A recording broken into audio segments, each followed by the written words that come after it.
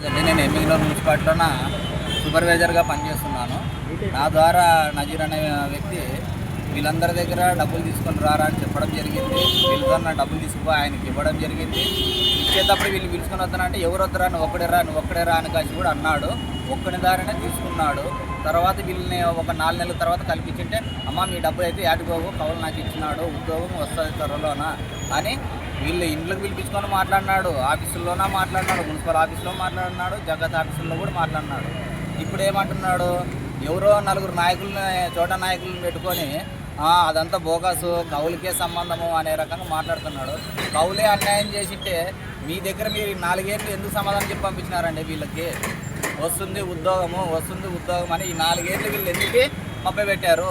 ఆ రోజే చెప్పాల్సి ఉంటుంది. 3 నెలల తర్వాతనే వచ్చినారు కదా, నాకైతే కవులు డబ్బులు ఇవ్వలేదు అని ఆ రోజే చెప్పాల్సి ఉంటుంది. ఈ ప్రభుత్వం పోయిన తర్వాత ఇప్పుడు ఆయన ప్రభుత్వం లేదు కాబట్టి ఒక చెక్కులు కూడా ఇచ్చినాడండి. ఒకసారి అవసరానికి సార్ వాళ్ళు ఇట్లా మ్యారేజ్ ఉంది వాళ్ళ ఇంట్లోన వాళ్ళు ఉద్యోగం వద్దు అంటుంటే చెక్కులు కూడా ఇచ్చినారు. అవి చెక్కులు తీసుకొని పోయి బ్యాంకులో వేసింటే అవి కూడా దాంట్లో అమౌంట్ లేదు. ఆ విషయం కూడా ఆ చెక్కులు కూడా మా దగ్గరే ఉన్నాయి, కాల్ రికార్డింగ్లో ఉన్నాయి. చోట నాయకులు పట్టుకుని వచ్చి కవులు మోసగాడు నేను మోసం చేసింటే ఆ పైన దేవుడు ఉన్నాడు, ఎదురుగా ఆయన ఉన్నాడు కదా.